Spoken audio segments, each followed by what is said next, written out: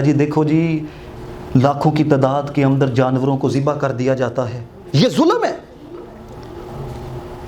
اچھا ہو کسی ماڑے کی خدمت کر دی جائے، اچھا ہو صدقہ و خیرات کر دیا جائے، یہ کیا ہے کہ لاکھوں کی تعداد کے اندر ہر دوسرا مسلمان جو ہے وہ کوئی بکرا کر رہا ہے، کوئی گائے کر رہا ہے، کوئی اونٹ کر رہا ہے۔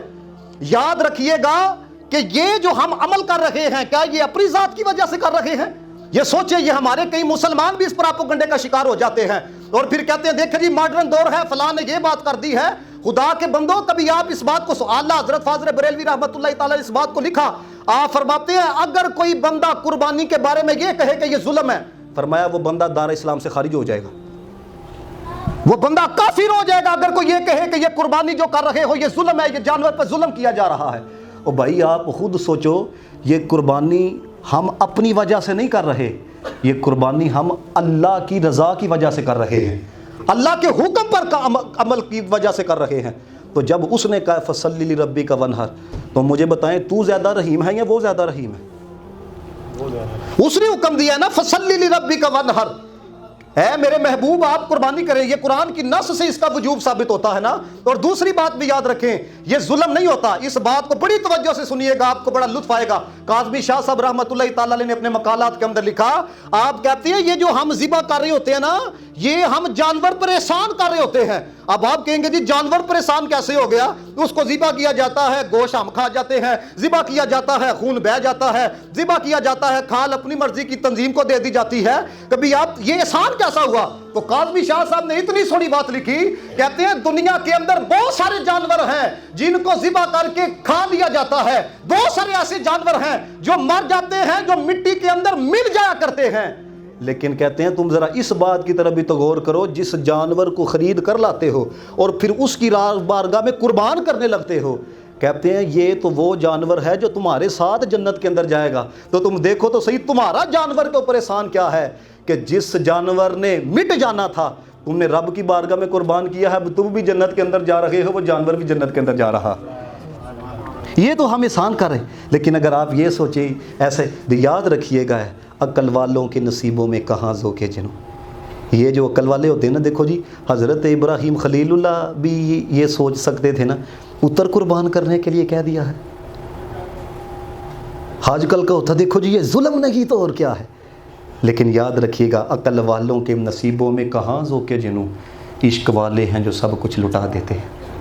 یہ حضرت ابراہیم خلیل اللہ علیہ السلام ہی کی سنت ہے نا۔ اب کوئی بندہ یہ کہ جی لاکھ روپیہ لگا کے آپ حج کے اوپر چلے جاتے ہو، یہ لاکھ روپیہ آپ کسی ماڑے کی آپ خدمت کر دو ہے، یہ بھی تو سوچا جا سکتا ہے نا۔ تو یہ ہر بات جو ہے یہ شریعت کے مسئلے کو لے کے آپ کے ذہن کے اندر کیوں آتی ہے؟ یہ دیکھیں نا، یہ تقریباً پاکستانی 1.5 لاکھ کا تو ہوگا نا، 1.5 لاکھ کا۔ تو مجھے بتائیں 10-20 ہزار والے موبائل کے ساتھ بھی تو کام چل جاتا ہے نا۔ پہلے تم اپنے اندر غریب کی خدمت کا جذبہ پیدا کرو نا، اس بیچ کو پہلے دو نا، پہلے وہ جتنے بچتے ہیں پھر دیکھو۔ چھوٹی گاڑی کے اوپر بھی تو گزارا ہوتا ہے کہ نہیں ہوتا؟ تو یہ جو بڑی گاڑی رکھی ہوئی ہے یہ بیچ کے دو نا غربا کے اندر۔ اپنے گھر سے شروع کرو نا۔ یہ کیا بات ہوئی کہ جب اس طرح کا موسم آئے آپ اسلام کے اوپر انگلی اٹھانا شروع کر دو؟ سوچنے والی بات ہے۔ آپ اسے پوچھو تو صحیح، بھائی یہ جو آپ نے $1 لاکھ کی گاڑی رکھی ہوئی ہے، 10,000 کی بھی مل جاتی ہے، آپ اس کے ساتھ گزارا کرو نا، 90,000 تم غربا کے اندر۔ اس لیے اس چیز کو سمجھیں، جب شریعت کی بات آ جائے یاد رکھنا ہم انسان ہیں، ہماری عقلیں محدود ہیں، ہماری سوچیں محدود ہیں، ہمارا علم محدود ہے۔ جب رب پروردگار کا حکم آ جائے پھر اپنی سوچوں کے گھوڑے نہیں درانے، پھر وہی عمل کرنا ہے جو ابراہیم خلیل اللہ نے کیا کہ یا اللہ میرا سب کچھ تیرے لیے۔ آپ کو پتہ ہے کہ کیوں اللہ تعالیٰ نے حضرت ابراہیم خلیل اللہ علیہ السلام کو کہا کہ اسماعیل کو میری راہ میں قربان کرو؟ آپ کو پتہ ہے بڑھاپے کی عمر میں حضرت اسماعیل ذبیح اللہ ملے نا تو کھلا رہے تھے، تو اللہ تعالیٰ نے کہا میرے سے زیادہ پیار ہے یا اسماعیل سے زیادہ پیار ہے؟ دیکھو آزمایا جاتا ہے۔ یہ بندہ کہتا ہے نا رسول اللہ کے بعد سب سے زیادہ جن کا مقام ہے وہ حضرت ابراہیم خلیل اللہ، ایسے ہی مقام مل گیا۔ جنگل بیابان کے اندر جا کے حضرت والا انہوں نے نہیں قربانیاں دی، رب کا گھر تعمیر نہیں کیا۔ قرآن میں اللہ نے کہا وَلَنَبْلُوَنَّكُمْ بِشَيْءٍ مِّنَ الْخَوْفِ وَالْجُوعِ وَنَقْصٍ مِّنَ الْأَمْوَالِ وَالْأَنفُسِ وَالثَّمَرَاتِ، فرمایا ہم آزماتے ہیں۔ حضرت امام حسین کو آزمایا گیا کہ نہیں آزمایا گیا؟ تو جب ان کو آزمایا گیا وہ آزمائش کے اوپر پورا اترے تو پھر اللہ نے کمال کیا عطا کیا، جنتی نوجوانوں کا سردار بنایا کہ نہیں بنایا؟ تم سے تو تمہارا بیٹا نہیں مانگا، تو اس لیے میرے دوستوں میں نے اس لیے یہاں پر یہ بات کرنا ضروری سمجھی، اور میں اگر آپ